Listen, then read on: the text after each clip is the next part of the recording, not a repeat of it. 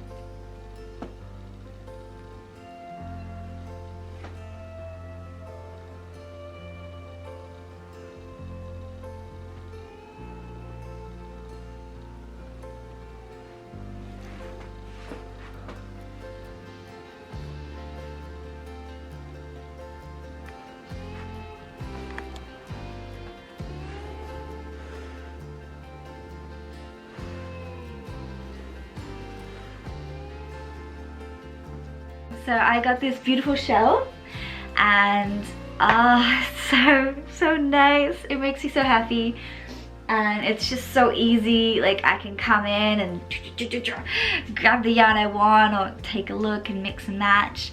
So yeah, I'm really happy to have the room for the yarn, and then I do have a basket on the floor that has like my project bags, and I've got my beanbag chair, and there's a mirror as well, and it's just a really nice room.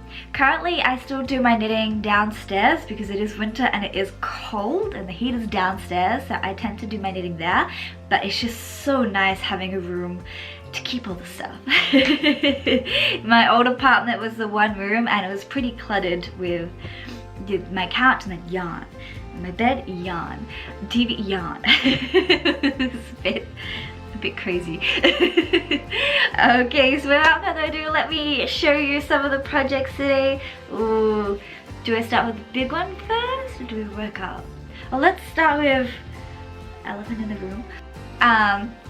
So I like to make recently summer projects, so they tend to be cotton or linen.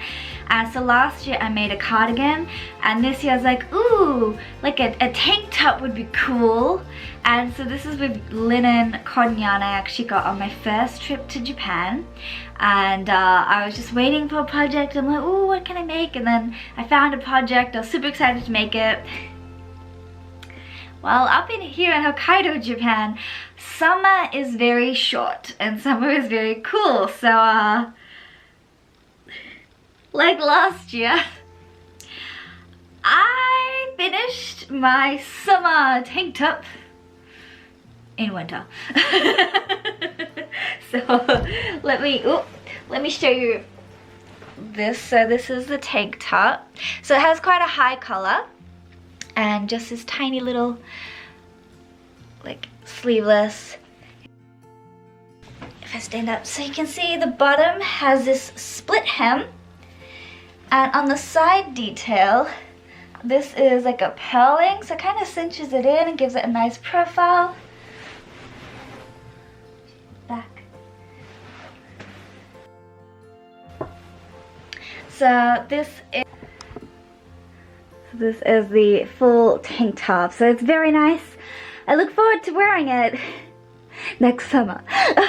Made of a yarn, ooh, I don't quite remember, I think Amirisu.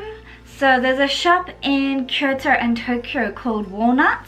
So Walnut Kyoto, I think, is a flagship store, and they also make the magazine Amirisu. I'll put text boxes here. And so yeah, my first trip I went and I saw this beautiful yarn. You see it's got the beautiful like brown rust colored almost spots. Ah, it's so nice. So I bought 2 of those and got back to Australia, and I had other projects, so I didn't do anything with it. And then yeah, finally, ta-da! Okay, that's this. What's the pattern? I'm not organized, clearly. It's a Purl Soho pattern. It is a free pattern. So I also finished some socks. Da, da, da, da, da. These are a Regia yarn, just a simple plain sock. Come on. Just a simple plain sock with a ribbed cuff at the top, a heel gusset with a slip stitch, and it just self-stripes. Beautiful sock. Here we go, both are finished. Hello camera. Both are finished. So, and I made these ones extra long since in Australia I wore sneakers, so I could do like shorter socks, but here I tend to wear boots a lot of the time. In winter I wear sneakers still, but it tends to be boots. And if your socks aren't long enough, your boots are just like black hole. Bye-bye sock. It's gone. I'm sure you've experienced it. It is so annoying. So I made these socks extra long to combat that issue I have encountered. So from now on, most likely, I expect a majority of my socks for myself will be longer leg for the boots. And I also finished these beautiful ones. This pattern is called Sassenach by, oh, I don't know how to say her name. Is it Dana or Dana? One of those. Gervais. Her sock patterns are absolutely amazing and lovely, and yeah, they've got this beautiful cable. Let me take it off and show you.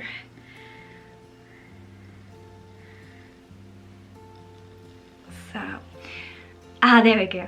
So nice, I've done a contrast rib at the top, and then they've got this beautiful cable down the front, and that continues. I did a slip stitch heel and gusset again with contrast heel. This is my first time doing contrast heels, and not bad, I guess. There's like a stitch or two like here that I would have preferred like to cut there. So I mean, I will practice and I will get better. So yes, I have completed these socks, and these socks are not for me. These beautiful socks are for my grandmother, who she just loves the knitted socks I make her, and I haven't made her enough. And the first pair I gave her were also by a different pattern, Mitochondrial by Dana Gervais, and she loved them. She wore them so much. She only had, I think, 1 pair that I'd given her, and she wore them like every day for 2 years, so they have died. So I heard that, I'm like, oh no. So I was like, let me make you more socks. So she got socks for last Christmas as well, so she does have a pair left, but so she's getting socks also. Unfortunately, post is extremely slow currently, so not in time for Christmas, but this is her late Christmas present. So these beautiful socks. And the yarn I used was, I think, both are Patons.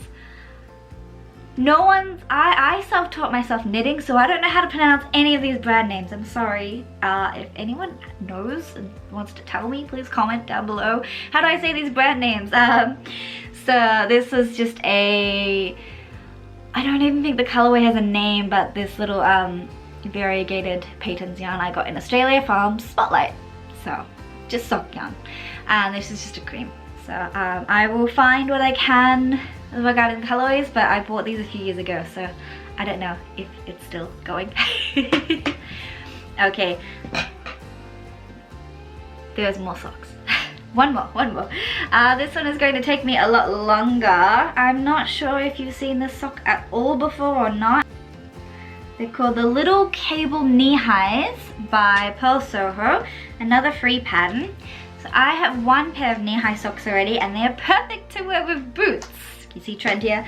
And I got this beautiful yarn.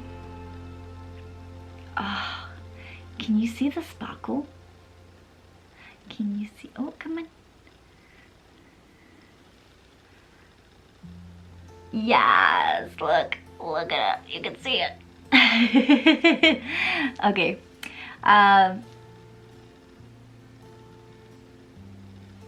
So there's a little detail that's hiding here. If we turn you over. So look at me. Look at the sock. Okay, here, there you go. So this sock is a knee-high sock, and it's very simple. The feature it has is this cable. So up the back of the leg, it has this really cute little cable. Just a slip stitch heel again, and just the foot's completely plain. So I am making, knee-high socks from this beautiful yarn. This is an Australian hand-dyed yarn from the Blue Mountains. Don't know if I kept the tag. This was a beautiful birthday present. I think it was birthday present from my family up in Sydney, and my stepmother's mother, Leslie. It's so pretty. It's beautiful purples, dark purple, light purple, sparkles. I love it. Okay, so that wraps up the socks.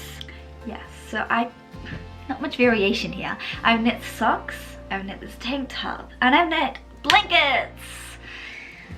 So you may remember, if you've seen my previous videos, you know I was working on two blankets. One was a baby blanket for my friend in Australia. Happy to say she's had a beautiful baby girl, and unfortunately due to the post shutting down due to COVID, it had to go by ship, so it did not arrive in time. However, it still arrived in one piece, and the beautiful blanket arrived, and the baby's so cute, baby Ava. So super happy with the blanket. I will put some video and pictures in, maybe now.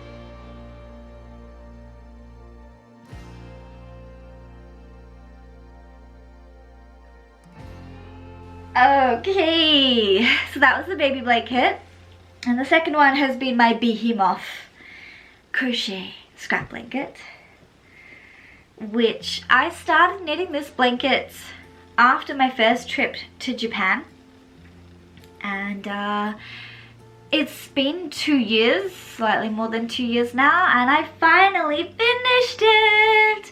So I'll put some pictures in. Here we go. This is the beautiful blanket, and okay, so there's no way to show this all in one frame. I need a friend to do that.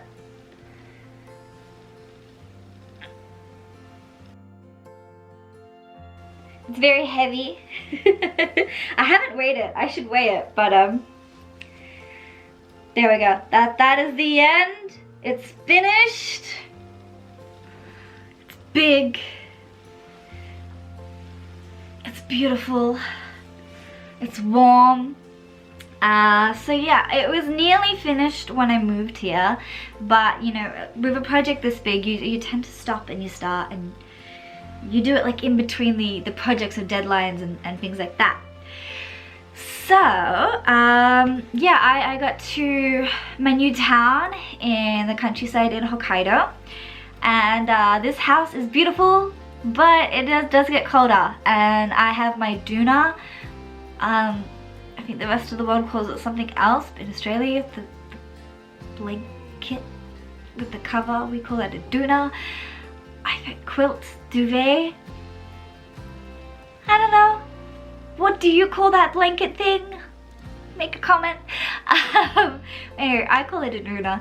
So I had that one, but obviously it's still quite cold at night. And I was like, oh, I need an extra blanket. That is for sure. I was like, I am not buying a new blanket when this is nearly finished. So yeah, I got here, and I think for the first few weeks I just finished this off. So I think when I arrived in this area, I was up to, I think it was down here. So I crocheted all of this, and then I was measuring it on my bed to make sure it was like the size I wanted, and ta-da! And now, if you're a knitter or crocheter or sewer or craft person, I'm sure you know about the dreaded ends. So, especially when you change colors in any yarn, you get an end. A lot of the time I tend to just knit it in and then like I can snip it, but always with a project there will always be an end. So like with socks, you always get your end at the start and your end at the toe. I hate doing the ends, but like two I can manage two. The issue I had with this project is it's a scrap blanket, so it was made of all the leftovers from previous projects like sweaters and socks. And I started crocheting it, and it was surprisingly fast. I got really into it. Previously people had told me crochet is fast. I was like, yeah, not from what I know. But blanket crochet, yes, that is fast, and other forms are definitely fast. Faster than knitting? I think it depends on the person, really. But so yeah, I'd gotten a decent chunk of this blanket done, and then I realized, I was like, oh, there's a lot of ends. So I ended up doing a fringe, a tassel fringe along two sides. This side and the other side that sits at the like head and the foot of the bed don't have any because it's a clean edge, so it doesn't need it.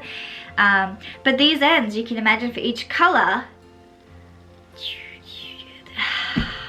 it was a nightmare. It was a nightmare. It was terrible. So I had the problem where I was making it, and I kind of stopped a bit because I was like, ooh, I made a mistake. Like I should have like been weaving in these ends as I went, but by that point I already had about 30 rows or so, and I procrastinate doing 4 ends, and there I had 30. I was like, oh, I really don't want to, so I just put the project down completely. And then I came back to it, I'm like, you know what, I'm just gonna make it, and then I'll do all the ends later. But obviously the more I got them, the more ends there were. I was like, what am I gonna do? Like initially I thought I'll put a border on it, but I'm like, don't want to weave in all those ends. Like I just it really wouldn't take that long. I just really don't like it. So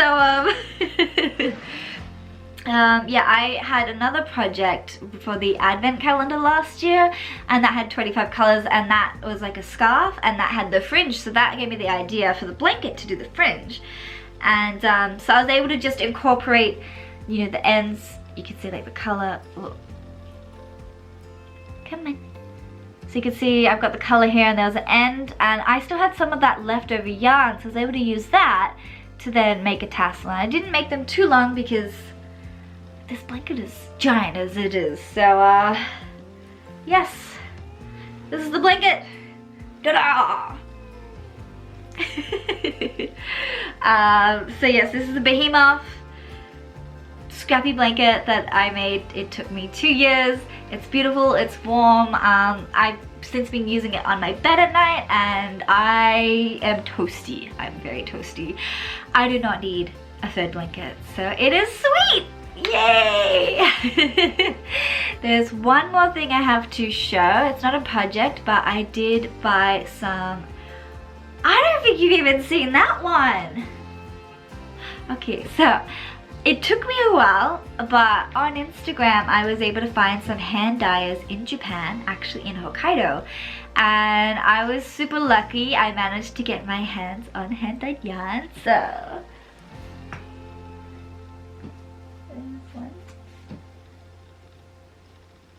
ooh, this one.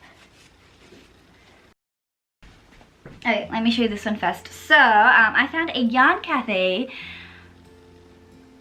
Amu Choco Cafe. I'll put the links, everything's linked. And they had this beautiful hand-dyed yarn, and so the dyer is, let me show you the ball band. So it is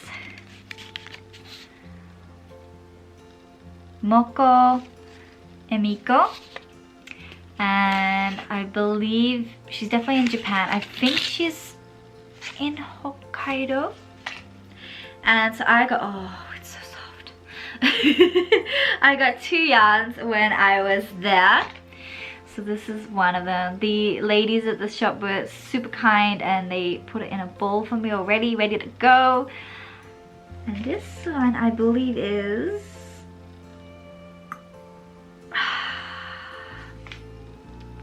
I can read the Japanese, but I don't want to today. Is that bad? It's got these dark washes to it with these blues and teals. It's got little pops of pink and like cobalt, and oh, it's so pretty. So you can see it's super pretty as well. This is a lighter one. The base is like this white, these beautiful blues, pinks, purples. It's just like the color of your dreams. So I've got this too. I don't know what project I'm gonna make of them yet. If you have ideas, let me know, but they're beautiful. I can't wait to make them. And there's more. So wait. There's FibrEsquisse. Not my day for pronunciation. And so yeah, just before Christmas, I follow her page on Instagram. I wanted some of her yarn for ages, but like I didn't have a project in mind and I wasn't sure. And I'm like, I don't just want to buy yarn because I can, which it's fun, but I have enough technically anyway. But I really wanted to make a sweater and I did not have enough coordinating ones here to make the sweater that I wanted. So I was looking at a page and then I saw this yarn and I saw this color. I was like, oh, this is my color. This is my color. So I bought 3 to make a sweater, and then I'm going to match it with 2 others to make it into something magical. I'm super keen to start knitting that. That's going to be cast on very soon. You will get an update either when I'm knitting it or when it's finished. I'll try and be better this year, I promise. So without further ado, da-da-da-da. This is the beautiful yarn that I got. It is the most gorgeous teal. It has specks of purple and green and browns and pink and blue, and this is the best color in the world. No one can change my mind ever. This is the best color. So I am so happy with this yarn and I'm so excited to make a sweater of it, and I'm a bit nervous too. I love this color, but I don't wear this color a lot, so I'm like, ooh, will it go? But I mean, I feel like it brings out my eyes, maybe. Anyway, we will see. So that is all for today. That is my update. Not as many projects in 2020 per se, but the projects I did do were very big ones. Obviously I did the butterfly sweater, and there have been socks. There was a baby blanket, which was pretty big. There was the finally finished giant 2-year scrappy blanket. Whoa! And yeah, lots of socks. And this is summer tank. That's not warm enough to wear until summer. Anyway, thank you so much for watching today. I hope you enjoyed my disorganized sharing of knitting.